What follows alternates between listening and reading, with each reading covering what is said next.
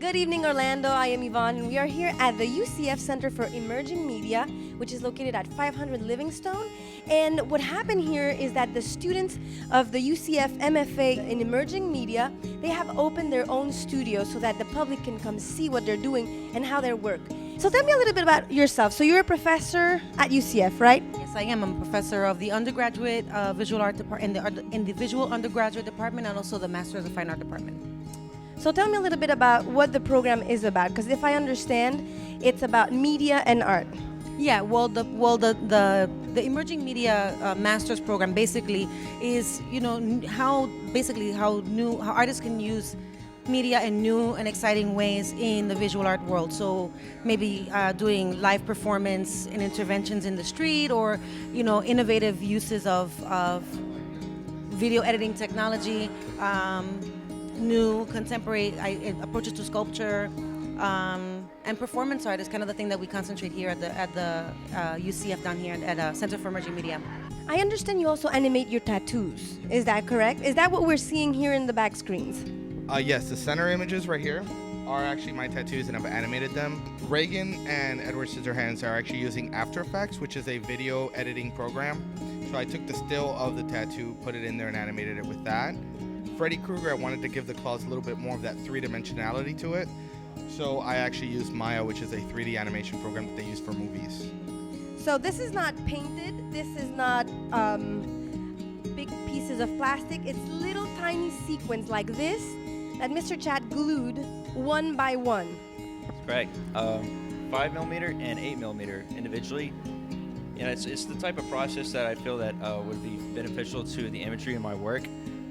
Specifically something that's objective to the imagery, something that really stands out on its own instead of outside of the paint world. How long did it take you to complete, let's say, on average, one of these pieces? I would have to say between 30 to 40 hours each one, and in total for both 4 pieces about 50,000 sequins.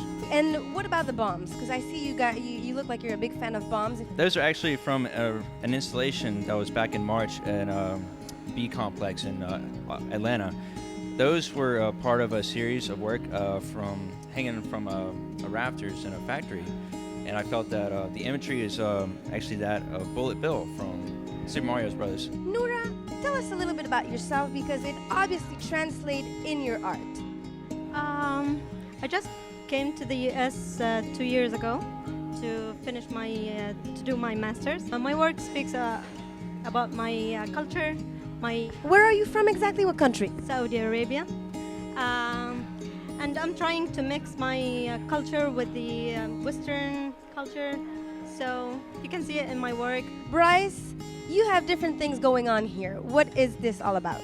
This project is called Forget Me Tomorrow, and then the project I'm doing right now on the corner of Garland and Amelia is this sandwich board project, which I'm going to have you experience in just a minute. I would love to.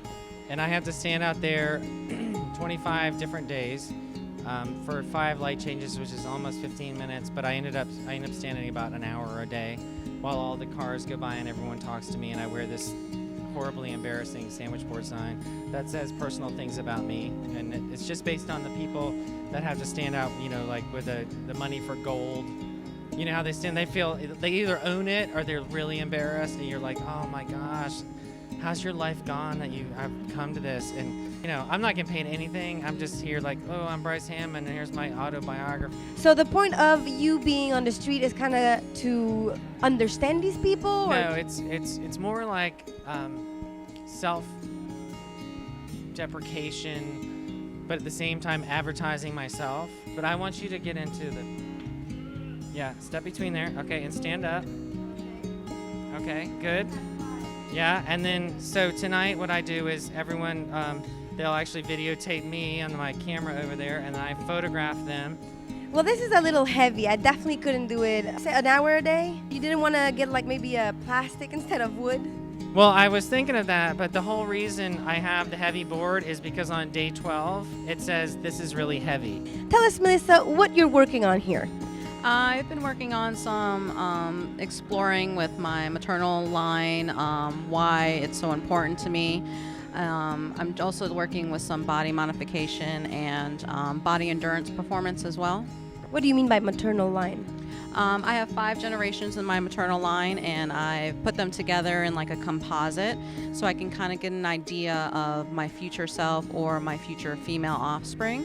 I don't have that reference. Both of my parents have passed, and so the only one living right now is my grandmother. So it's kind of a personal exploration on my maternal line and why it's so important to me.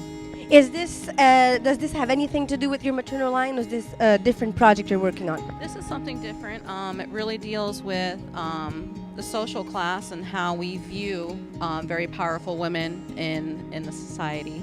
And basically, the skeleton behind the female face is to show that even though these women may be powerful, underneath it all, we are still the same.